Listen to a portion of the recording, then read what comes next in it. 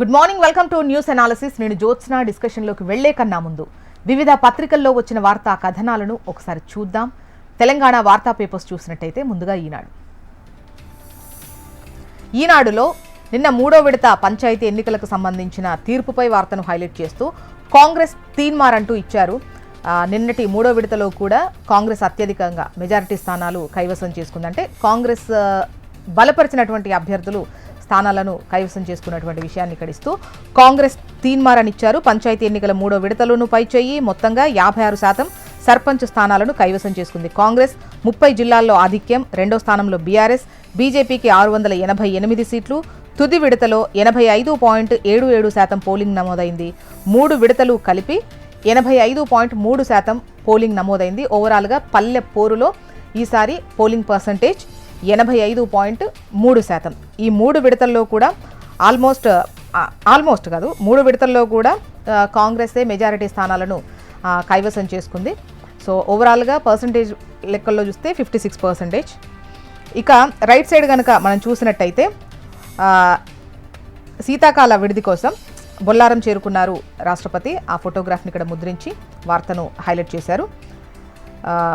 మంత్రి Seethakka, deputy CM Bhatti Vikramarka, మంత్రి శ్రీధర్ బాబు రాష్ట్రపతికి ఆహ్వానం పలికినటువంటి ఫోటోగ్రాఫ్ని ఇక్కడ ఇస్తూ ఈ వార్తను ఇచ్చారు, ప్రముఖంగా ప్రచురించారు. అండ్ దీంతో పాటు ఈ ఫిరాయింపు ఎమ్మెల్యేలకు సంబంధించి స్పీకర్ తీసుకున్న డెసిషన్ ఇక్కడ హైలైట్ చేస్తూ 5 శాసనసభ్యులపై అనర్హత పిటిషన్ల కొట్టివేత, సభాపతి గడ్డం ప్రసాద్ కుమార్ తీర్పు, బీఆర్ఎస్ ఎమ్మెల్యేల ఫిర్యాదును తోసిపుచ్చిన స్పీకర్, త్వరలో మిగిలిన వారిపై కూడా నిర్ణయం తీసుకుంటారు.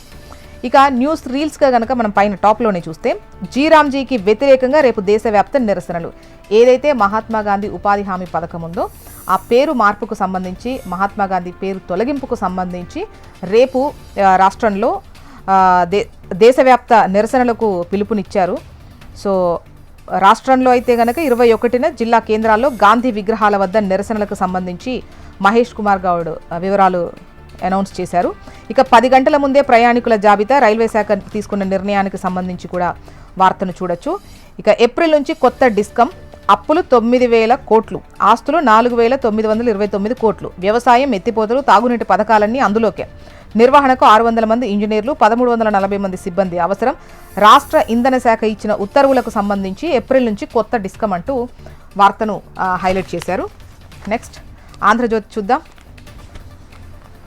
ఇక్కడ కూడా మనకు ఇటు పంచాయతీ ఎన్నికలకు సంబంధించి, అటు ఫిరాయింపు ఎమ్మెల్యేలకు సంబంధించి స్పీకర్ తీసుకున్న 2 వార్తలను ప్రధాన వార్తలుగా ఇస్తూ, ఒకటి వాళ్ళు బీఆర్ఎస్ ఎమ్మెల్యేలే అన్నటువంటి స్పీకర్ నిర్ణయం. రైట్ సైడ్ కనుక చూసినట్లయితే కాంగ్రెస్ కమాల్ అంటూ పంచాయతీ ఎన్నికల్లో 3 దశల్లోనూ కలిపి మొత్తం 7,093 సీట్లతో అగ్రస్థానంలో నిలిచింది కాంగ్రెస్ అంటూ కాంగ్రెస్ కమాల్ అంటూ వార్తను హైలైట్ చేసింది ఆంధ్రజ్యోతి.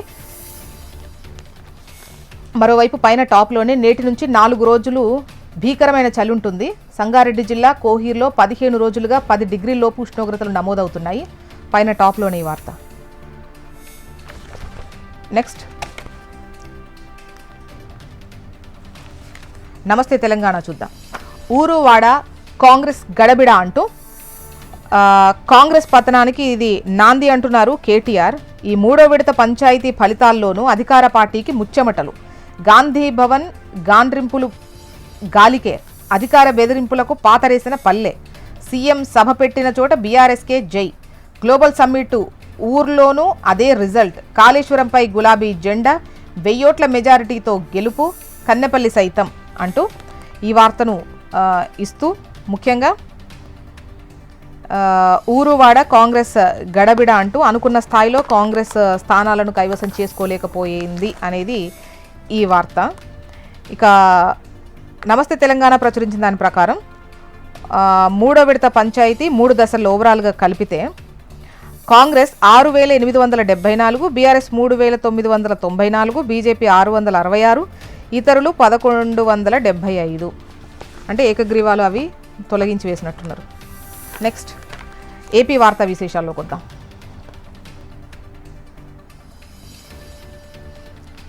ఇక్కడ నిన్న కలెక్టర్ల సదస్సు జరిగింది కదా, అందులో సీఎం చంద్రబాబు నాయుడు చర్చించినటువంటి అంశాలు, కలెక్టర్లకు దిశానిర్దేశం చేసిన వివరాలను ఇక్కడ పొందుపరుస్తూ ముఖ్యంగా మీరే అడ్డంకి కాకూడదు అని చెప్పేసి ఏదైతే మాట్లాడారో అదే ఇక్కడ హైలైట్ చేశారు. ప్రజలు సంతృప్తి చెందడం అనేదే మీ పనితీరుకు ఒక కొలబద్ద అని చెప్పేసి సీఎం చంద్రబాబు నాయుడు అన్నారు. ఇకపై స్పీడ్ ఆఫ్ డెలివరింగ్ గవర్నెన్స్ ఉండాలి. మెరుగైన పాలన, వేగంగా సేవలే అనేది మన లక్ష్యం. పీపీపీ వైద్య కళాశాలలపై నియంత్రణ ప్రభుత్వానిదే అని కూడా మరోసారి స్పష్టం చేశారు. వైసీపీ నాయకులది విష ప్రచారమని చంద్రబాబు నాయుడు నిన్న మండిపడ్డ విషయాన్ని ఇక్కడ మరోసారి ప్రస్తావించారు. వీరికి ఉద్యోగం అంటే లెక్కే లేదు. ఏళ్లుగా 62 మంది వైద్యులు విధులకు గైర్హాజరు, నోటీసులతో చర్యలకు ఉపక్రమించిన వైద్య శాఖ. ఇక 65 ఏళ్లు నిండితే ఉపకులపతి పదవికి అనర్హులు. వర్సిటీలకు కొత్తగా బోర్డ్ ఆఫ్ గవర్నర్, బీఓజీ చైర్పర్సన్గా పారిశ్రామికవేత్త లేదా టెక్నోక్రాట్, రెక్టా స్థానంలో ప్రో వైస్ ఛాన్సలర్. ప్రభుత్వానికి చేరిన వర్సిటీల ఏకీకృత చట్టం ముసాయిదాకు సంబంధించి ఈ వార్త. ఆ డ్రాఫ్ట్లో ఉన్న వివరాలు ఇవి. అంటే 65 ఏళ్లు నిండితే ఉపకులపతి పదవికి అనర్హులు. ఇక లోకాయుక్త హెచ్ఆర్సీలు కర్నూలులోనే, వాటిని అక్కడే కొనసాగించాలని ప్రభుత్వం నిర్ణయించింది. హైకోర్టుకు తెలిపిన ఎస్జీపీ. నెక్స్ట్ ఆంధ్రజ్యోతి వార్తలు చూద్దాం. ఇక్కడ నిన్న కలెక్టర్ల సదస్సుకు సంబంధించి వార్తను హైలైట్ చేస్తూ ప్రజలు మెచ్చాలి, ప్రజలు సంతృప్తిగా ఉండడం అనేదే మీ పనితీరుకు కొలబద్ద అని చెప్పేసి ఏదైతే కలెక్టర్లకు దిశానిర్దేశం చేశారో సీఎం చంద్రబాబు నాయుడు, సో అదే ఇక్కడ హైలైట్ చేస్తూ ప్రధాన వార్తగా ఇచ్చారు. ఇక కూటమి పాలనపై 51% సంతృప్తి, ఇది ప్రభుత్వ పనితీరుకు నిదర్శనం. 49% ప్రజలకు పలు సమస్యలు, గత ప్రభుత్వం నుంచి వారసత్వంగా వచ్చిన వాటిపైనే అసంతృప్తి ఉంది. అసంతృప్తిలో రెవెన్యూదే అగ్రస్థానం. కలెక్టర్ల సదస్సులో సీఎం చంద్రబాబు. నెక్స్ట్ సాక్షి. కోటి గళాల సింహ గర్జన అంటూ ప్రభుత్వ మెడికల్ కాలేజీల ప్రైవేటీకరణకు ఒప్పుకోం. చంద్రబాబు సర్కార్ నిర్ణయంపై వైఎస్ఆర్సీపీ సమర భేరి అంటూ ఈ వార్తనిచ్చారు. నేడు కోటి సంతకాలను గవర్నర్కు అందజేయనున్న వైఎస్ జగన్. ప్రభుత్వ కుట్రపై ఉవ్వెత్తున ఎగిసిన నిరసన జ్వాల. స్వచ్ఛందంగా సంతకాలు చేసిన అన్ని వర్గాల ప్రజలు. కమిషన్ల కోసం ప్రభుత్వ కొత్త మెడికల్ కాలేజీల ప్రైవేటీకరణ. ఈ నిర్ణయాన్ని వ్యతిరేకిస్తూ అక్టోబర్ 7న ప్రజా ఉద్యమ కార్యాచరణ ప్రకటన. ఇక 99 పైసలకే 27.1 ఎకరాన రహేజా కార్పుకు భూ కేటాయింపులపై హైకోర్టు విస్మయం. ఒక రియల్ ఎస్టేట్ కంపెనీకి ఇంత తక్కువ ధరకు భూములు ఇచ్చేస్తారా? దరఖాస్తులను ఆహ్వానిస్తూ నోటిఫికేషన్ ఇచ్చారా? ఇంత తక్కువ ధరకు భూములు ఇస్తే మిగిలిన కంపెనీలు ముందుకు రాలేదా? వస్తే ఎన్ని కంపెనీలు ముందుకొచ్చాయి? అన్నింటికీ అవకాశం ఇవ్వకుండా ఒకే కంపెనీకి భూ కేటాయింపులు ఏమిటి? ప్రభుత్వానికి చీఫ్ జస్టిస్ బెంచ్ ప్రశ్నల వర్షం. పూర్తి వివరాలతో కౌంటర్ దాఖలు చేయాలని ఆదేశించింది. ఇవి ఇవాళ వివిధ పత్రికల్లో వచ్చినటువంటి వార్తా కథనాలు. ఇప్పుడు ఒక చిన్న బ్రేక్ తీసుకుందాం. బ్రేక్ తర్వాత డిస్కషన్లోకి వెళ్దాం. Stay tune.